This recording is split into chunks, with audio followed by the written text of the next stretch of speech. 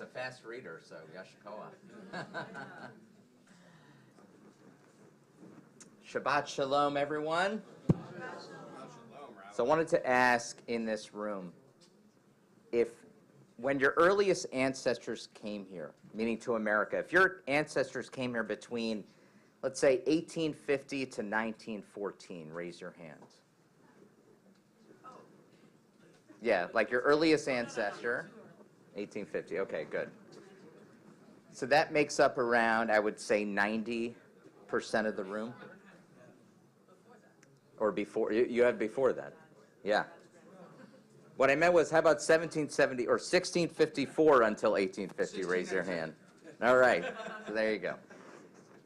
So why do I bring this up? Because I want to tell you a story about us, about Jewish America. But first I need to share a little bit of a personal thing. When I was a kid, my father, who's here, he used to make us watch, my brother and I, his favorite movie, which was called The Frisco Kid. Anyone seen The Frisco Kid? Yeah, all right. Jews of a certain age know this movie. I highly advise watching it. The premise of the movie is a newly minted Polish rabbi, which was the center of Jewish learning in the late 1800s. He's sent to America to serve as a rabbi for a new community in San Francisco, and of course, hilarity ensues. He meets Native Americans, he meets Harrison Ford, the character is Gene Wilder, and he meets the Amish, he calls them landsmen. It's a great scene. And the joke of the movie was him. You know, you laughed at the rabbi coming to the strange new land, and he was really the butt of the joke. The truth was that back then, we were the butt of the joke. Jewish Americans. The rabbis of Europe would never have sent one of their own to lead a congregation in America. Eastern Europe was the homeland of the Jews. You can see it in writings around the time from rabbis saying, this is our homeland. Not Israel, not America. When the Belzer Rebbe was asked to come to America to help the growing community in the late 1800s, here's what he said. He said, generations of piety in Europe had purified Europe of all those evil spirits. But there were no pious Hasidim in America, and so America was still full of evil spirits. And so he didn't come. Before the Holocaust, there was relatively no ultra-Orthodox presence in America.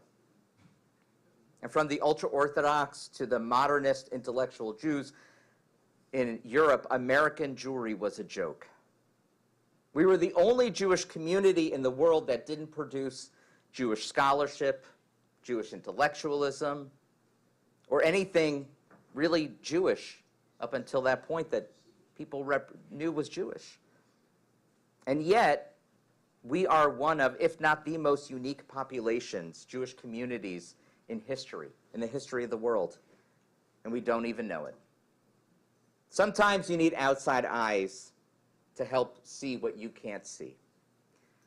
So I learned this from, well, many years of taking modern Jewish history, but also an Israeli historian, journalist, Haviv Retegur, who spoke about the history of American Jewry. I want to share a little bit what he says. He says, American Jewry is one of the most extraordinarily powerful, well-organized, cohesive Jewish diasporas in the history of Jews, and certainly minorities in America, with a multi-billion-dollar institutional edifice of vast charities, activist organizations, advocacy organizations, left-wing, right-wing ones, centrist ones. It's a community that is at once extraordinarily strong, cohesive, has a powerful sense of self, and also extraordinarily weak.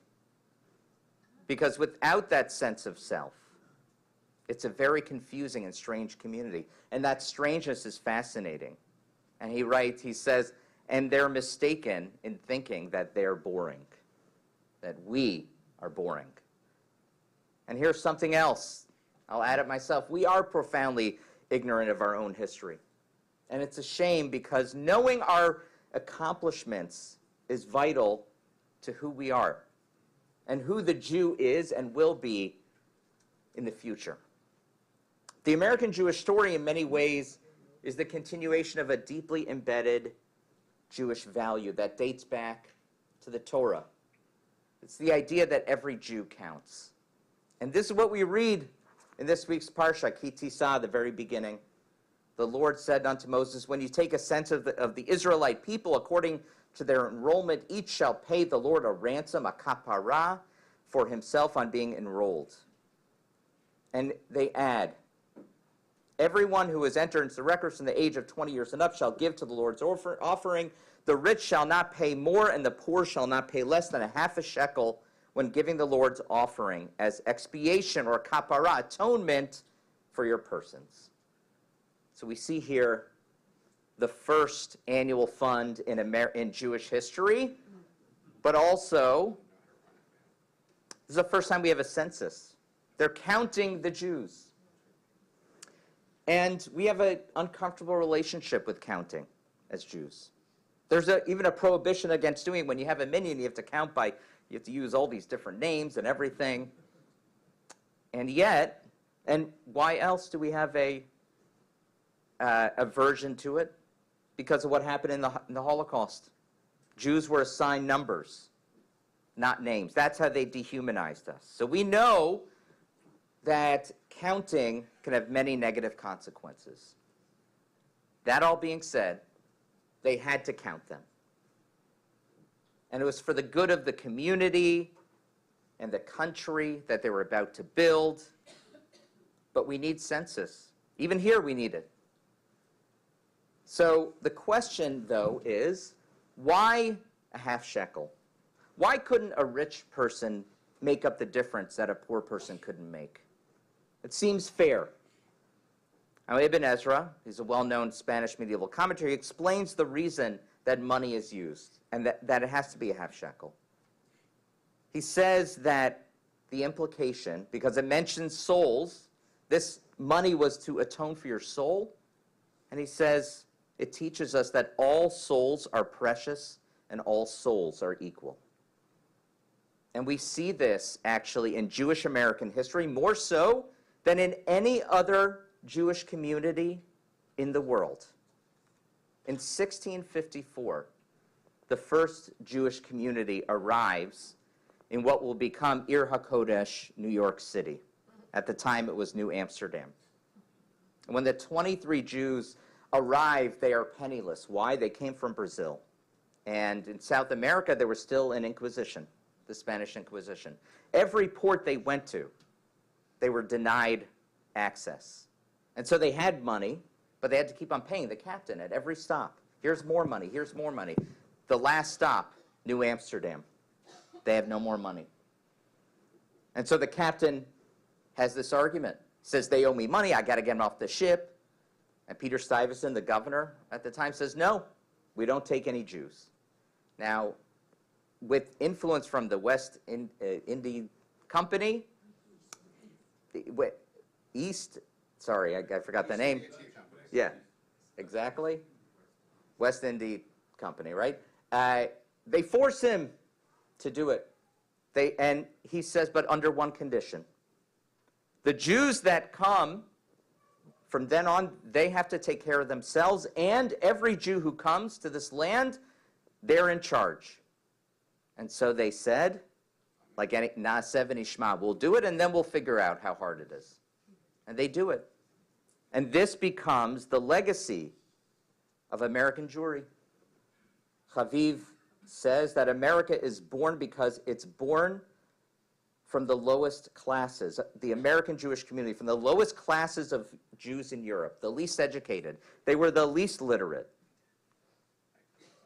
And one of the things that American Jews do is when they come here, is that they do something that they take care of each other no matter what, no matter where you're from. Polish Jew, Hungarian Jew, Spanish Jew. It didn't matter where you're from. And how do we know this? Because that first Jewish population welcomed in those 23. They welcomed in German immigrants in the 1850s, about 150,000. And then the Germans welcomed in your ancestors, the Poles, the Russians, the 1.5 million Jews that become the 90% of the Jewish population of the U.S. And it wasn't my family. It was yours. And one of the things they do is they build the first federation in 1895 in Boston, because every little Jewish organization needs to do fundraisers, and there's not enough money. And so they said, every dollar counts because every soul counts, and we're going to do it together. And this became what is the legacy of American Jewry, the federation system, the institutions that we built. And so the Jewish American heroes aren't famous rabbis on trading cards, which, by the way, exist. You can buy them. They're not the intellectuals of Europe, like Martin Buber, Franz Rosenzweig. Our heroes are much like the heroes of the Purim story, like Mordecai and Esther. Mordecai is named after the Babylonian god Marduk. It's hardly a nice Jewish name at the time. And his niece Esther changed her name from Hadassah, which was too Jewish, so she could fit in with the Persians, because Esther is also named after a Babylonian god. Our heroes were Jews who felt their Judaism in their kishkas. They never forgot who they were, even though they were strangers in a strange land, but they were not traditional Jews. And maybe the answer is they were traditional Jews. Maybe we have to change our thought about what a traditional Jew is. In her introduction to the book of Esther, Dr. Adele Berlin notes that Esther is the quintessential diaspora story.